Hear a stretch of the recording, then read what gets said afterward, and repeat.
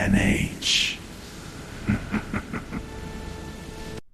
Warning: this fictional video contains scary visuals, an intense atmosphere, and disturbing scenes. It is made only for entertainment purposes. Sumitra देवी अपने बेटे आर्यन के साथ एक सुनसान हवेली में रहती थी।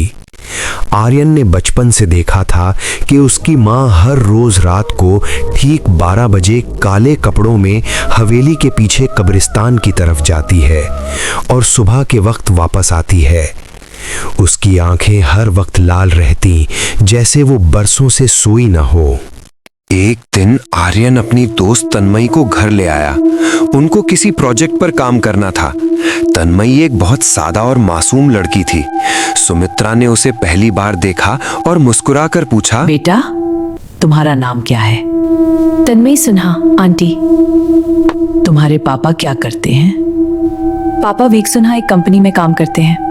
मेरी मम्मी रिया सिन्हा भी वहीं होती हैं। ये सुनते ही सुमित्रा के चेहरे का रंग बदल गया। उसने सोफे को कसकर पकड़ लिया। वो किचन में गई और उसके चेहरे पर एक डरावनी मुस्कुराहट आ गई। वो बाहर मिठाई लेकर आई और तन्मयी को दी। घर की बनी मिठाई है बेटा, अपनी मम्मी को भी खिलाना। कुछ ही दिनों बाद तन्मयी की माँ बीमार हो गई। उसे महसूस होता जैसे कोई चीज हर वक्त उसके कंधों पर बैठी रहती है और वो बहुत कमजोर हो गई थी। डॉक्टर हैरान थे कि उसे क्या बीमारी है। एक रात आर्यन की आंख खुली तो उसे हवेली के सहन से किसी के चीखने की आवाज आई। वो खिड़की के पास गया तो देखा कि उसकी माँ सहन में लकड़ियां जलाकर उसमें तन्मयी उसके बाप और माँ की तस्वीरों को फेंक रही है और उसके हाथ में एक इंसानी खोपड़ी है जिसमें से धुआं निकल रहा था। सुमित्रा के बाल बिखरे हुए थे और वो हवा में बातें कर रही थी। बस थोड़ा सा इंतजार। वो एक सुनहा का आखिरी चिराग गुल होने वाला है। अगले दिन तन्मयी की माँ की मौत की खबर आई। आर्यन तड़प उठा और माँ के पास भागा। सुमित्रा कुर्सी पर बैठी थी।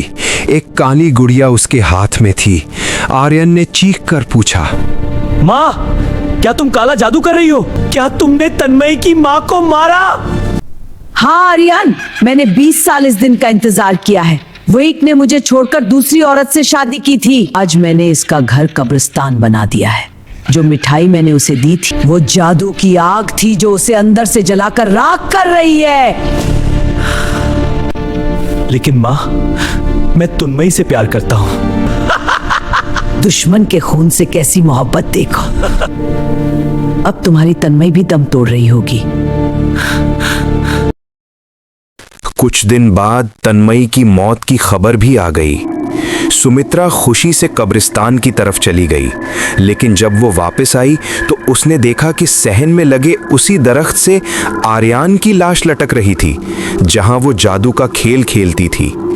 आर्यन के मुंह से खून बह रहा था और जमीन पर लिखा था, माँ, तुम्हारा जादू जीत गया लेकिन तुम्हारा बेटा हार गया।